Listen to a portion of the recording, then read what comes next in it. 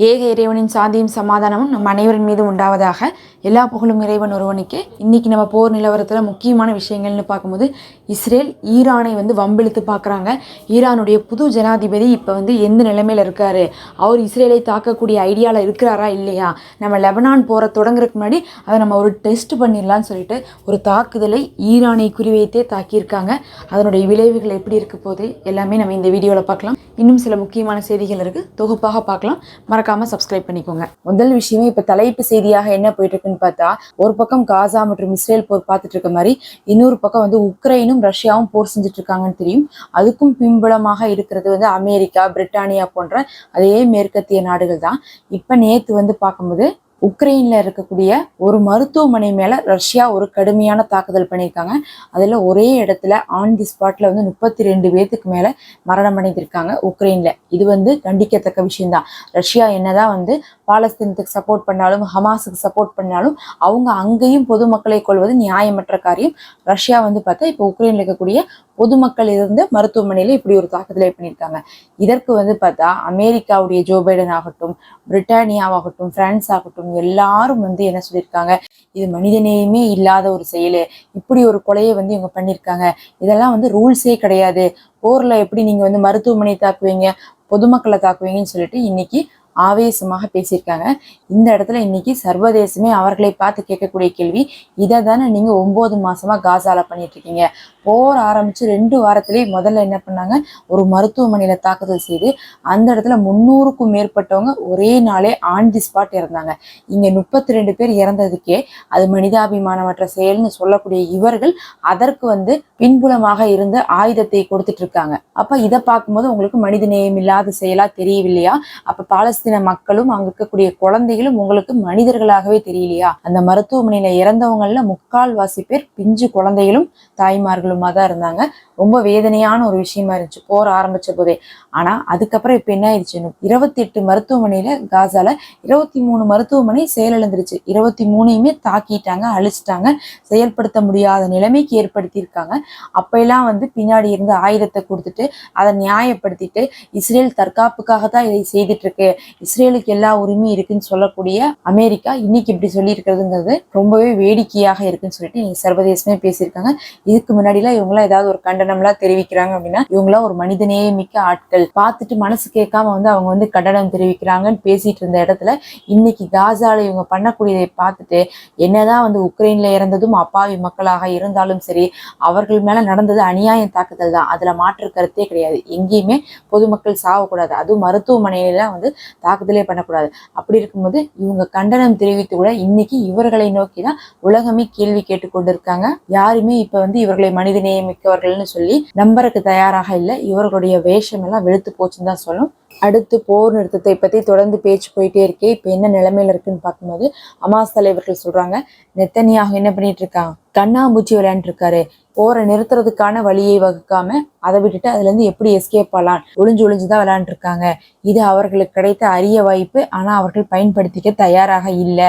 நாங்க ஆனா போர் நிறுத்தத்துக்கு தயாரா தான் இருந்துட்டு இருக்கோம், நாங்க தான் அழைப்பும் கொடுத்திருக்கோம். இதுல இருந்தே தெரிஞ்சுக்கலாம், நெத்தனியாகு தன்னுடைய பதவிக்காக போரை நிறுத்தக்கூடாதுன்னு சொல்லிட்டே தான் அதே நேரத்துல ஹமாஸ் சொல்வதை தான் அங்க உள்ள இருக்கக்கூடிய இராணுவமாகட்டும், எதிர்கட்சி தலைவராகட்டும் சொல்லி கொண்டிருக்காங்க.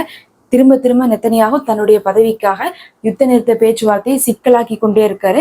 போய் பேச்சுவார்த்தைக்கு ஈடுபடாம எப்படிலாம் அதுல இருந்து விலகி போலாம், எப்படிலாம் அவர்களை கோவப்படுத்தி இந்த பேச்சுவார்த்தைக்கு வரவிடாம பண்ணலாம்னு சொல்லிட்டு முயற்சி பண்ணி கொண்டே இருக்காங்க. இது நம்மளுடைய நாடு சமாளிக்காதுன்னு சொல்லிட்டு அவங்களும் ஒரு பக்கம் கண்டனத்தை வலுவாக்கி கொண்டிருக்காங்க. அடுத்து இன்னைக்கு ரொம்பவே சர்ச்சையை கிளப்பி இருக்கக்கூடிய ஒரு விஷயம்னு பார்த்தா, இஸ்ரேலுடைய ஊடகத்துல கூப்பிட்டு பேட்டி எடுத்திருக்காங்க ஒரு 6 இராணுவத்தை சேர்ந்த ஜியோனிச படைகளை. அதுல அவங்க பேட்டி கொடுத்திருக்காங்க, நீங்க காசாக்குள்ள போனீங்களே, அங்க என்னெல்லாம் நடந்துச்சு, எப்படிலாம் நீங்க செயல்பட்டீங்கன்னு கேட்டதுக்கு அந்த 6 பேரும் சொல்லக்கூடிய தகவல் எப்படி இருக்குன்னா, இவர்கள்லாம் கண்டிப்பா மனிதர்களே கிடையாது, சைக்கோக்கள்னு சொல்லி புரிஞ்சுக்கலாம். அந்த அளவுக்கு அவர்கள் பேசியிருக்காங்க. அவர்கள் பார்த்தா ஜியோனிச கொள்கையில உறுதியாக இருக்கக்கூடிய ஒரு 6 பேரா இருக்காங்க. அவங்க சொல்றாங்க, எங்களுக்கு அவங்க சொல்லி அனுப்பின விஷயமே என்னன்னா, உள்ள போங்க, உள்ள போய் பாக்குறதெல்லாம் நீங்க சுட்டுருங்க, அதுக்கப்புறம் நீங்க விசாரிங்க அது கரெக்டா இல்லையான்ட்டு அப்படின்னு தான் எங்களுக்கு சொன்னாங்க. அதனால நாங்க உள்ள போய் அவங்க ஹமாஸா இல்லையா அப்படிலாம் நாங்க பார்க்கவே மாட்டோம். கண்ணில் படுறவங்களை எல்லாம் சுட்டு கொள்ள சொல்லியிருக்காங்க. காசால இருக்கக்கூடிய யாருமே நமக்கு தேவையில்லை. அதனால வந்து அது பொதுமக்களோ குழந்தைகளோ இல்லை வந்து ஹமாஸ் இல்லையோ அதை பத்திலாம் நீங்க யோசிக்க கூடாது, சுட்டுருங்க. அதுக்கப்புறமா தான் அது சம்பந்தமான விஷயத்தையே நீங்க ஆராய்ச்சி செய்யணும்னு சொல்லியிருக்காங்க. இதனாலதான் நமக்கு தெரியும், ஒரு முறை வந்து காசாக்குள்ள என்னாச்சு, பிணைக்கைதிகள் இஸ்ரேல் ராணுவத்தை பார்த்து ஓடி வராங்க. ஆனா அது தங்களுடைய மக்கள்னு தெரியாம கூட என்ன பண்ணிட்டாங்கன்னா 3 நபர்களை சுட்டு கொண்டாங்க. இதுக்கெல்லாம் காரணம் பார்த்தா அவர்களுடைய கட்டளை தான். அப்ப பாக்குறவங்களே சுட்டு கொண்டுட்டு தான் நீங்க யோசிக்கணும்னே சொல்லியிருக்காங்க. அதை சொல்லிட்டு அந்த நபர் சொல்றாரு, எனக்கு எப்படி தோணுச்சுன்னா அந்த மாதிரி நான் செய்யும் போது ஏதோ வீடியோ கேம் விளையாடுற மாதிரி இருந்துச்சு. எப்படி வீடியோ கேம்ல யாரை வந்து கண்ணில் பட்டாலும் சுட்டு கொண்டுட்டு இருப்போமோ அந்த மாதிரி வந்து கண்ணா பின்னா நாங்க சுட்டு கொண்டுட்டே இருந்தோம். அது எனக்கு ஒரு விதமான என்ஜாய்மெண்டா இருந்துச்சு அப்படிங்கறத வந்து அப்படின்னு அவன் வந்து பேட்டியில சொல்றான். அதை கேட்கறக்கே வந்து பார்த்தா இவங்கெல்லாம் மனிதர்களே கிடையாது, மிருகங்கள் மாதிரிதான் அங்க செயல்பட்டு இருக்காங்க. அதுல இன்னொரு நபர் சொல்றது, நாங்க கட்டிடங்கள் எல்லாம் இடிக்கும் போது எனக்கு வந்து அப்படியே தோணும், வாவ் இது நல்லா இருக்கு, இது வந்து ரொம்ப ஒரு சந்தோஷமான ஃபீலிங்கா இருக்கே அப்படின்னு எங்களுக்கு தோணும். ஏதோ அனிமேஷன்ல வர்ற மாதிரி எல்லாத்தையும் நாங்க வந்து குண்டு போடுவோம், குண்டு போடக்கூடிய கட்டிடங்கள்லாம் சரிந்து போகும், நாங்க சுடக்கூடிய ஆட்கள்லாம் இறந்துட்டே இருப்பாங்க, அங்க இருக்கக்கூடிய எல்லாத்தையும் நாங்க இஷ்டத்துக்கு அழிச்சுக்கிட்டே இருப்போம், எங்களுக்கு எந்த விதிமுறைகளும் இல்லை, எங்களை வந்து சொல்லியிருக்காங்க எதை வேணா என்ன வேணா செய்யலாம், நாங்க உங்களை கேட்க மாட்டோம்னு இருக்காங்க. அதனால எங்கள்கிட்ட கொடுத்துருக்கக்கூடிய ஆயுதங்களை பொறுத்து நாங்க இஷ்டத்துக்கு அங்க எல்லா சேதத்தையும் படுத்திட்டு இருந்தோம், அது எனக்கு மண்டைக்குள்ள ஒரு சந்தோஷத்தை கொடுத்துட்டே இருந்துச்சுன்னு சொல்லிட்டு இன்னொரு சைக்கோ சொல்லியிருக்கான். இதையெல்லாம் கேட்கறக்கே அதிர்ச்சியாக இருந்திருக்குது. அங்க வந்து சிலர் வந்து இஸ்ரேல் ராணுவத்தில் உள்ள போனவங்க என்ன சொல்றாங்கன்னா, அங்க இருக்கிறவங்களும் மனிதர்கள் தான், இதுக்கு எதுக்கு நாங்க போய் போர் செய்யணும், பொதுமக்களை கொள்றதுக்காக எங்களை அனுப்புனாங்கன்னே தெரியல, எதிரிகளை தாக்கறதுக்காக தானே அனுப்பணும், வெறும் குழந்தைகளையும் பெண்களையும் நாங்க கொள்றது பிடிக்கிறேன்னு சொல்லிட்டு ஒரு சிலர் வந்து கடிதத்தை எழுதிட்டு அங்கிருந்து வெளியே வர முயற்சி பண்ணிட்டு தான் அங்க உள்ள போன ஜியோனிச படைகளுடைய பெரும்பாலானவர்கள் வந்து இந்த மாதிரி தான் இருந்துட்டு இருக்காங்க. அதனாலதான் காசால எந்த கட்டிடங்களும் மிச்ச வைக்காம அவர்கள் இடித்து கொண்டிருக்காங்க.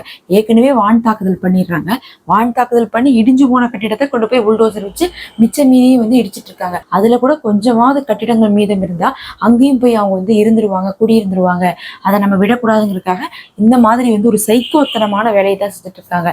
போருக்குன்னு உள்ள வந்துட்டு பொதுமக்கள் இடங்கள் அப்படின்னு சொல்லிட்டு வளங்களை எல்லாத்தையும் அழிச்சிட்டு இருக்காங்க. அது அவங்களுக்கு ரொம்ப சந்தோஷத்தை கொடுத்துட்டு இருக்குன்னு சொல்லிட்டு அந்த சைக்கோக்கள் எல்லாம் வந்து சொன்னது இன்னைக்கு அவர்களுடைய ஊடகங்கள்லயே வந்திருக்குது.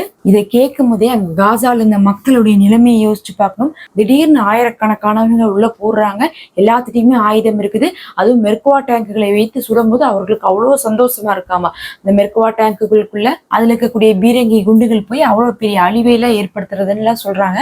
அந்த மக்கள் வந்து எந்த அளவுக்கு வந்து பயந்துருப்பாங்க. கண்ணா பின்னான்னு வந்து சுட்டு தள்ளும் போது அழிச்சு தள்ளும் போதெல்லாம் வந்து ஏதோ அனிமேஷன் படத்துல வர மாதிரி ஒரு ராட்சச மிருகம் உள்ள பூந்தா எப்படி வந்து கண்ணு முன்னு தெரியாம செய்யுமோ அதே மாதிரிதான் இவங்க ஆயிரக்கணக்கான இஸ்ரேல் ராணுவம் உள்ள போய் பாலஸ்தீன மக்களை செஞ்சிருக்காங்க. இதையெல்லாம் பார்த்துட்டு இருக்கக்கூடிய அமெரிக்கா தான் வந்து உக்ரைனில் நடக்கக்கூடிய இதை வந்து தட்டி கேட்டு கொண்டு இருக்கிறாங்க. இவர்களை பொறுத்தளவுக்கு சாவணும்னா கூட இவர்களை சேர்ந்தவர்கள் செத்தாதான் இவங்க அனுதாபப்படுவாங்க. அப்படி இல்லாட்டினா 40,000 மக்கள் அங்க இறந்துட்டாங்க. ஆய்வு நிறுவனம் சொல்லுது 1,86,000 பேர் இறந்திருக்கிறதுக்கான வாய்ப்பு இருக்குது காசாக்குள்ளேன்னு சொல்றாங்க. அப்ப கூட இவர்களுக்கு அங்க இருக்கக்கூடிய மனிதர்கள் மேல ஈவிரக்கம் இல்லை. அதுலயும் இன்னைக்கு வந்து கமலா ஹாரிஸ் இந்தியாவை சேர்ந்த ஆள் வந்து அங்க இருந்துட்டு இருக்காங்களே, அவங்க வந்து பார்த்தா அடுத்த ஜோ பைடனுக்கு அடுத்த இடத்துல வந்து எப்படியாவது இந்த தேர்தலில் உள்ள பூந்தர முடியுமா அப்படின்னு சொல்லிட்டு முயற்சி பண்ணிட்டு இருக்கான். அவங்களுடைய வேலை என்னன்னு பார்த்தா, இப்ப அங்க ஜோ பைடனுக்கு ரொம்ப வயசாயிட்டு இருக்கு, எல்லா இடத்துலயும் போற இடத்துல எல்லாம் உளறிக்கொண்டே இருக்காங்க, பேச பேச பேச வந்ததெல்லாம் மறந்துட்டு பத்தாவதுக்கு பொது இடத்துல பேசும்போது என்ன பேசணும்னு தெரியாம மறந்துட்டு அப்படியே ரொம்ப நேரமா ஸ்ட்ரக் ஆகி நிக்கிறது, இந்த மாதிரியான வேலையெல்லாம் வந்து ஜோ பைடன் செய்து கொண்டிருக்காரு.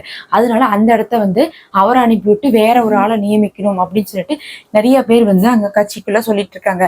அதை எப்படியாவது வந்து இந்த கமலா ஹாரிஸ் வந்து நிரப்பிடணும்னு வந்து ஆசைப்பட்டுட்டு என்ன பண்ணிட்டு இருக்காங்க, இன்னைக்கு வந்து ஒரு அறிவிப்பை கொடுத்திருக்காங்க. பாலஸ்தீன மக்களுக்கு கொஞ்சம் சாதகமா பேசுற மாதிரி வந்து பேசுறாங்க. என்ன சொல்றாங்கன்னா, இஸ்ரேல் ராணுவம் வந்து நீங்க ட்ரக்குகளே உள்ள விடுறதுல, அதே மாரி நீங்க ட்ரக்குகள் உள்ள விட்டாலும் அவங்க எப்படி சமைச்சு சாப்பிடுவாங்க, அவங்களுக்கு தான் அங்க வந்து பார்த்தா சமைச்சு சாப்பிட்றதுக்குன்னு எந்த இடமுமே இல்லையே, நீங்க இப்படிலாம் பண்றது நியாயமா அப்படிங்கிற மாதிரி ஒரு தோணியில பாலஸ்தீன மக்களுடைய ஆதரவாளர்கள் அங்க இருப்பாங்கல்ல முஸ்லிம்கள், அவங்களுடைய ஓட்டை வாங்குறதுக்காக வந்து அந்த மாதிரியும் வந்து என்ன பண்ணிட்டு இருக்காங்கன்னா இன்னைக்கு வந்து பேட்டி அளித்திருக்காங்க. இது வந்து நம்புறதுக்கே இல்லை. ஏன்னா இந்த போர் ஆரம்பிச்ச போது கமலா ஹாரிஸ் என்ன சொன்னாங்க, தொடர்ந்து இஸ்ரேலுக்கு எல்லாவித உரிமையும் இருக்கு, அவர்களை தற்காத்துக் கொள்வதற்காக அங்க பொதுமக்கள் இருக்கிறாங்க அப்படிங்கிறதுக்காக இவர்கள் அடிக்காம இருக்க முடியாது, பொதுமக்கள் வந்து இறக்குறது அப்படிங்கிறது சகஜம்தான். ஒரு போர்னா இது கூட நடக்காதா, தெரியாம நடந்ததாக இருக்கும் அப்படிங்கிற மாதிரிலாம் வந்து இஸ்ரேலுக்கு சப்போர்ட் பண்ணிட்டு இருந்த கமலா ஹாரிஸ் இன்னைக்கு வந்து ஒரு நாடகத்தை போட்டுட்டு இருக்காங்க. என்ன போட்டாலும் சரி, எந்த பிரயோஜனமும் இல்லை. ஜோ பைடன் சொல்லிட்டாரு, நான் தான் வந்து எலெக்ஷனுக்கு நிற்பேன், ஆளை மாத்திரக்கு நான் விட மாட்டேன்னு சொல்லிட்டு அவர்கள் நின்று கொண்டு இருக்காங்க. இப்ப ட்ரம்ப் வந்து அப்படியே ஆப்போசிட்டா வந்து நெத்தனியாக மாதிரியே செயல்பட்டு கொண்டிருக்கிறதுனால ஜோ பைடன் கட்சியை சார்ந்தவங்களாம் அப்பப்ப வந்து பாலஸ்தீனத்துக்கு ஆதரவா ஏதோ பேசுற மாதிரி நடிச்சிட்டு இருக்காங்க. வெறும் அந்த முஸ்லீம் ஓட்டுகளை வாங்குவதற்காகத்தான். போன தடவையே முஸ்லீம் ஓட்டை வச்சுதான் ஆட்சி செஞ்சுட்டு இருந்தாங்க. அதனால அவங்களுக்கு தெரியும், சிறுபான்மையராக இருக்கக்கூடிய அவர்களுடைய ஓட்டு அப்படிங்கிறது பெரிய வித்தியாசத்தை கொடுக்கணும்னு சொல்லிட்டு அதனாலதான் பின்னாடி வந்து இஸ்ரேலுக்கு சப்போர்ட் பண்ணாலும் முன்னாடி வந்து அதனாலதான் வந்து பின்னாடி வந்து இஸ்ரேலுக்கு சப்போர்ட் பண்ணிட்டு ஊடகத்துக்கு முன்னாடி வந்து மட்டும் நல்லவங்களாட்டம் வந்து காசால இருக்கக்கூடிய மக்கள் சாப்பிடல, அவங்க பட்னியா இருக்காங்க, அவங்க இருக்கக்கூடிய இடத்துல தாக்குதல் பண்ணாதீங்க, அவங்கள ரஃபால இருந்து வேற இடத்துக்கு அனுப்பிட்டு அதுக்கப்புறம் தாக்குதல் பண்ணுங்க எல்லாம் வந்து சொன்னாங்க. இன்னைக்கு கூட வந்து என்ன பண்ணிருக்காங்கன்னா, வடக்கு காசால இருக்கக்கூடிய மக்களை வெளியே போக சொல்லியிருக்காங்க. அந்த மக்கள் இன்னும் வந்து மாறி மாறி அகதிகளாக சுத்தி கொண்டிருக்காங்க. அடுத்து ரொம்ப முக்கியமான செய்தி என்ன தெரியுங்களா? இன்னைக்கு மறுபடியும் சிரியால இருக்கக்கூடிய ஒரு ராணுவ பேஸுக்கு வந்து தாக்குதல் செய்திருக்காங்க. ஒரு துறைமுகத்துல இருக்கக்கூடிய ராணுவ பேஸ். ஆனா அதுல பிரச்சனை என்னன்னு பார்க்கும்போது, அந்த ராணுவ பேஸ் அப்படிங்கிறது ஈரானை சேர்ந்ததாக இருக்கு. அப்ப இவங்க ஏற்கனவே ஈரான் சம்பந்தமான விஷயத்துல பெரும் அடியை வாங்கினாங்க. ஒரு தடவை அவங்க தாக்குனதுக்கே அப்படி வந்து ஈரான் அடிச்சிருந்தாங்க. அப்ப இப்ப எந்த தைரியத்துல அவங்க அடிச்சிருக்காங்கன்னு பார்க்கும்போது, வேணும்னே தான் வந்து இஸ்ரேல் வம்புக்கு இழுத்திருக்காங்க. எதுக்காகனா, இப்ப வந்து புதுசா வந்து ஜனாதிபதி வந்திருக்காரு. அவர் நம்மளை அடிப்பாரா இல்ல அடிக்க மாட்டாங்களா, ஆதரிப்பாங்களா அப்படின்னு தெரிஞ்சுக்கணும். ஈரான் முன்னாடி இருந்த நிலையில இருக்கிறாங்களா இல்லையான்னு தெரிஞ்சுட்டு இந்த போரை வந்து நம்ம லெபனானோடு தொடங்கலாம் அப்படிங்கிறதுக்காக ஒரு சாம்பிள் டெஸ்டா தான் சிரியாவில் இருக்கக்கூடிய ஈரானுடைய ராணுவ கேம்புக்கு வந்து அடிச்சிருக்காங்க. இதை வந்து இன்னைக்கு சிரியா உறுதிப்படுத்தியிருக்காங்க. ஈரான் என்ன பண்ண போறாங்கன்னு தெரியல. ஈரான் வந்து நேரடியா தாக்குவாங்களா, அப்போ ஒரு தாக்குதல் செஞ்சாங்களே அதே மாதிரி தாக்க போறாங்களா, இல்ல ஹிஸ்புல்லா வச்சு அடிக்க போறாங்களா அப்படிங்கிறதை வந்து இப்ப வந்து இஸ்ரேல் வந்து நோட்டமிடுறாங்க. எல்லாமே இந்த லெபனான் போருக்கு வந்து முன்னாடியே தெரிஞ்சு வச்சுக்கலாம், ஈரான் எந்த அளவுக்கு வந்து ஆர்வத்தோட இருக்கிறாங்க சண்டைக்கு. இப்ப வந்து இருக்கக்கூடிய ரைசி மாதிரி தான் செய்ய போறாரா இல்ல ரைசி மாதிரி செய்ய மாட்டாரான்னு தெரிஞ்சுக்கிறதுக்காகத்தான் இப்படி ஒரு முயற்சி செஞ்சிருக்காங்க. நம்ம பொறுத்திருந்து பார்க்கணும் ஈரான் என்ன செய்ய போறாங்க அப்படிங்கிறதை. இதெல்லாம் தான் முக்கியமான செய்திகள். நம்ம அடுத்த ஒரு காணொலியில இன்னும் சில தகவல்களோடு உங்களை சந்திக்கலாம். தொடர்ந்து இணைந்திருங்கள்.